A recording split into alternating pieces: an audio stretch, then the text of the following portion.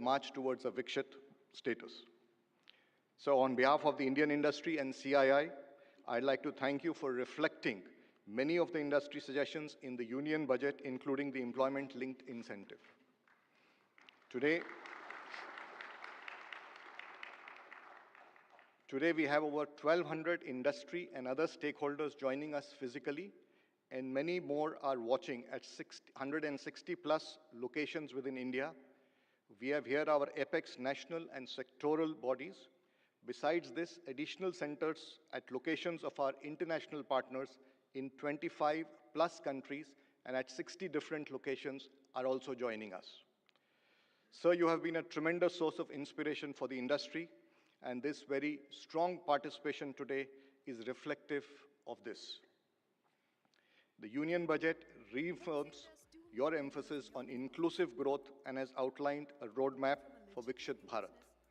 I once again congratulate you and your government for the astute handling of the economy and continued focus on reforms for greater investment, prosperity, and livelihood opportunity. So you have laid a strong foundation in Amrit Kal. As we move towards Viksit Bharat, this is an exciting and unprecedented phase in India's economic history, and we at Indian Industry would like to work together with you on all fronts. Honorable Prime Minister, as you lead India on its journey towards Viksit Bharat, industry pledges to align with your vision for Viksit Bharat at 100 and stand together with you. We now look forward to your kind guidance for this partnership. Thank you, sir. Thank you, ladies and gentlemen.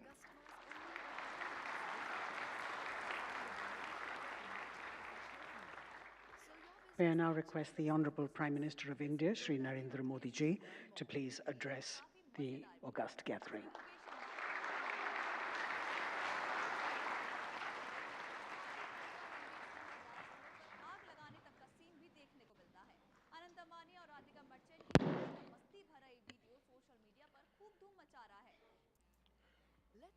CII के president Shri Sanjeev Puri जी, यहाँ उपस्थित industry के सभी दिग्गज साथी, senior diplomats, VC के द्वारा देश के अलग अलग कोने से हमारे साथ जुड़े हुए उद्योग और व्यापार जगत के सभी साथी, अन्य सभी महानुभाव, देवी और सज्जनों,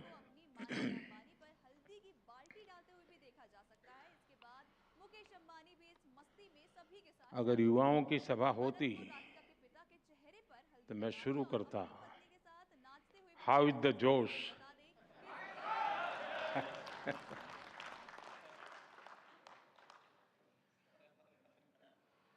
लेकिन लगता है ये भी सही जगह है।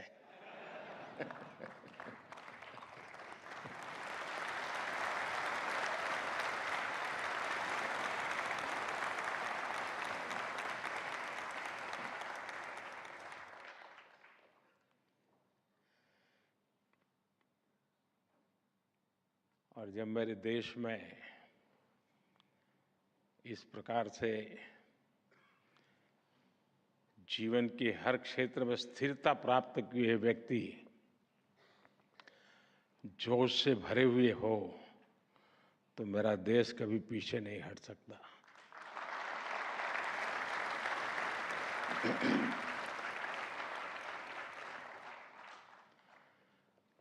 आपने मुझे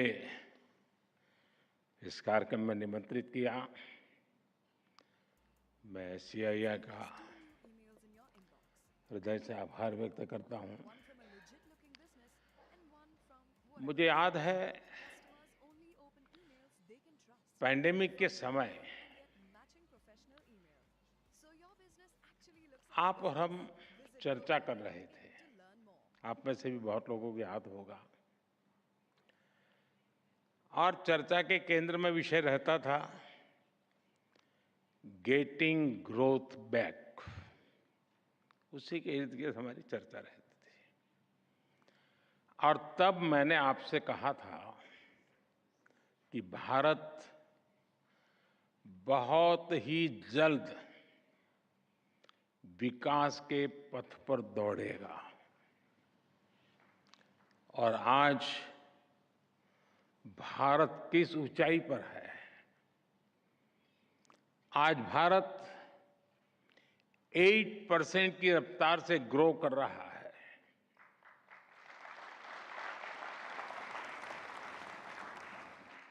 आज हम सभी डिस्कस कर रहे हैं जर्नी टवर्ड्स विकसित भारत। ये बदलाव सिर्फ सेंटिमेंट्स का नहीं है, ये बदलाव कॉन्फिडेंस का है। आज भारत दुनिया की 5वीं सबसे बड़ी आर्थिक ताकत है और वो दिन दूर नहीं जब भारत दुनिया की तीसरी सबसे बड़ी इकोनॉमी पावर बन जाएगा।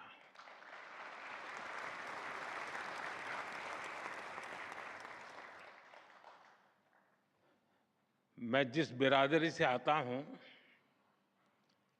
उस बिरादरी की एक पहचान बन गई है कि चुनाव के पहले जो बातें करते हैं, चुनाव के बाद भुला देते हैं। लेकिन मैं उस बिरादरी में अपवाद हूं और इसलिए मैं आपको याद कराता हूं कि मैंने कहा था कि मेरे तीसरे टर्म में देश तीसरे नंबर की इकोनॉमी बनेगा।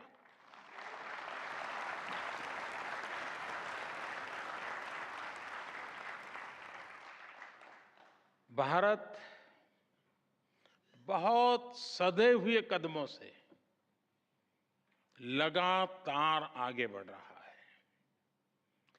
साथियों, जब 2014 में आप सब ने हमें देश की सेवा करने का अवसर दिया, 14 में जब हमारी सरकार बनी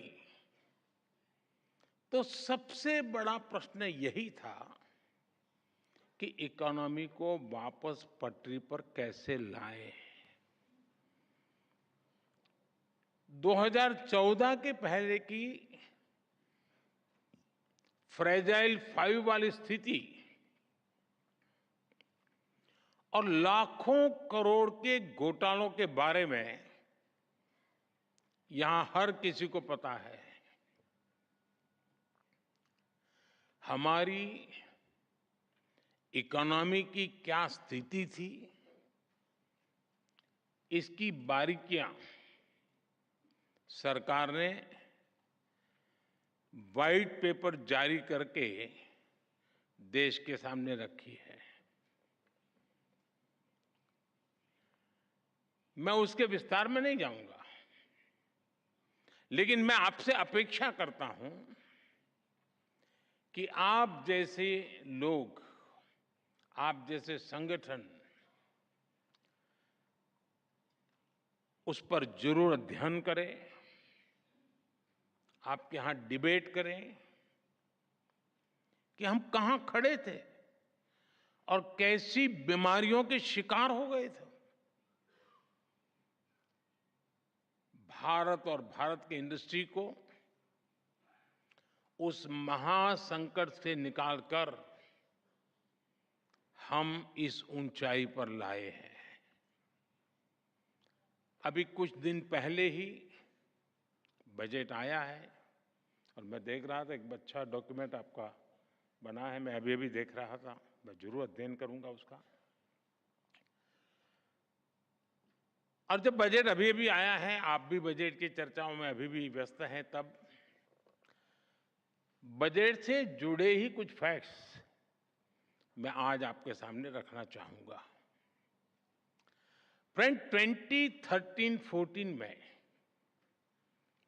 जब पिछली सरकार का आखिरी बजट आया था, डॉक्टर मनमोहन सिंह जी के सरकार का लास्ट बजट, वो 16 लाख करोड़ रुपए का था, 16 लाख करोड़।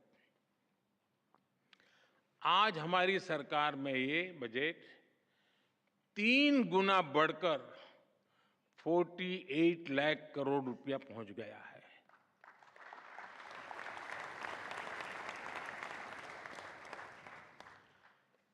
कैपिटल एक्सपेंडिचर, जिसे रिसोर्स इन्वेस्टमेंट का सबसे बड़ा प्रोडक्टिव माध्यम कहा जाता है, और उसका आंकड़ा बहुत ही इंटरेस्टिंग है। 2004 जब अटल जी की सरकार गई, 2004 में यूपीए सरकार की शुरुआत हुई और यूपीए सरकार के पहले बजट में कैपिटल एक्सपेंडिचर करीब 90,000 करोड़ रुपए था, 90,000 करोड़ रुपीस। 10 साल सरकार चलाने के बाद, यानी 2014 में यूपीए सरकार का 10वां वर्ष था, अपने कैपिटल एक्सपेंडिचर का बजट 2 लाख करोड़ रुपए, 2 लाख करोड़ रुपए तक पहुंचा पाई थी, यानी 90,000 से 2 लाख करोड़। और आज कैपेक्स 11 लाख करोड़ रुपए से भी ज्यादा है।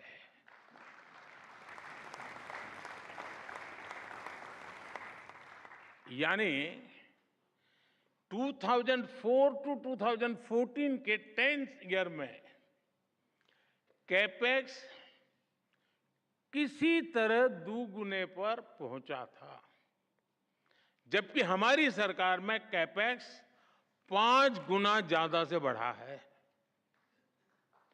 और आप अलग अलग सेक्टर्स को देखेंगे तो भी आपको सटीक अंदाजा मिलेगा कि आज भारत किस तरह हर सेक्टर की इकोनॉमी पर फोकस कर रहा है। पहले की सरकार के 10 साल की तुलना में हमारी सरकार ने रेलवे का बजट 8 गुना बढ़ाया है, हाईवेज का बजट 8 गुना बढ़ाया है, एग्रीकल्चर का बजट 4 गुना से ज्यादा बढ़ाया है, और डिफेंस का बजट 2 गुने से अधिक बढ़ाया है। और साथियों, हर सेक्टर में बजट में ये रिकॉर्ड बढ़ोतरी और साथ साथ टैक्स में रिकॉर्ड कटौती करने के बाद की गई है।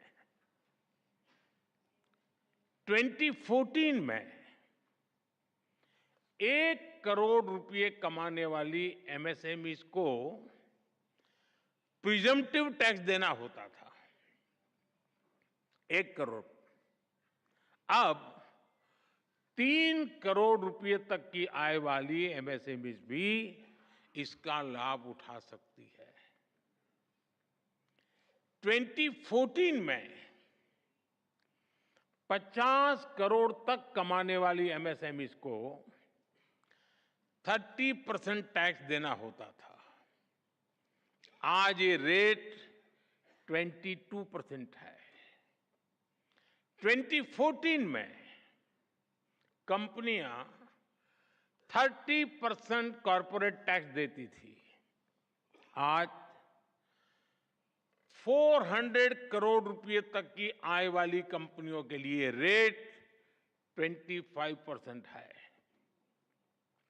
और फ्रेंड्स, बात सिर्फ बजट एलोकेशन बढ़ाने या टैक्स कम करने की नहीं है, बात गुड गवर्नेंस की भी है।